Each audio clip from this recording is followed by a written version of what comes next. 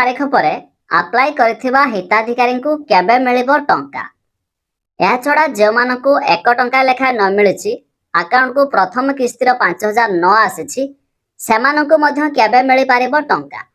एने आसीगला बे आ एक बड़ अपडेट जहां में वीडियो माध्यम रे जानिबा। जनता मैदान रे सुभद्रा योजनार शुभारंभ करिसंती प्रधानमंत्री नरेंद्र मोदी। निज जन्मदिन रे ओडिसा रे महिला को बड़ भेटी देई प्रदान करिसंती पीएम टंका। या छड़ा 5000 टंका लेखाए प्रदान करिसंती प्रधानमंत्री नरेंद्र मोदी। हेले एबे भी बहुत लोकंक पाखरे टंका पहुंच नाही। तबे सुभद्रा योजना रे आवेदन करिया पई सेहि भली कोनोसी आवेदन सीमा नाही। तबे जो मानकु प्रथम किस्ती टंका मिली नाही सेमाने आवेदन करिला परे मध्य मिलिबो। एपरिक जो माने प्रथम किस्ती टंका न पाइबे सेमानकु परवर्ती किस्ती रे एका बेले दुईटी किस्ती मध्य मिल जिवो। तबे आवेदनकारी नाँ रे आधार कार्ड और कार्यक्षम बैंक अकाउंट थिबा आवश्यक। बैंक सह आधार संजोग होइथिबा जरूरी।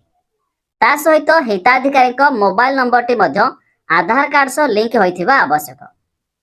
सुभद्रा योजना रे 21 रु 60 वर्ष पर्यंत महिला शामिल होई पारिबे। एने गाइडलाइन रे स्पष्ट करछंती राज्य सरकार। तबे वर्ष को दुईटी किस्ती रे महिला को टंका मिलिबो। प्रत्येक किस्ती रे महिला अकाउंट को सीधा सड़क टंका आसीबो। तबे राखी पूर्णिमा एवं महिला दिवस रे एही टंका मिलिबो। जो माने डिसेंबर पर्यंत आवेदन करिथिबे सेमानकु मध्य प्रथम किस्तीर लाभ पाइबे।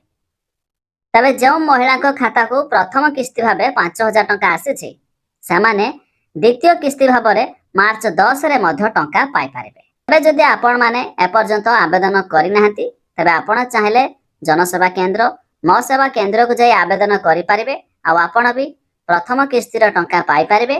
प्रथम किस्तीर न पाइले भी मार्च 8 रे एका बेले दुईटी किस्तीर 10,000 टंका मध्य आपण भी पाइ पारिबे। एने मध्य हमर उपमुख्यमंत्री प्रभाती परिडा सूचना दैछंती।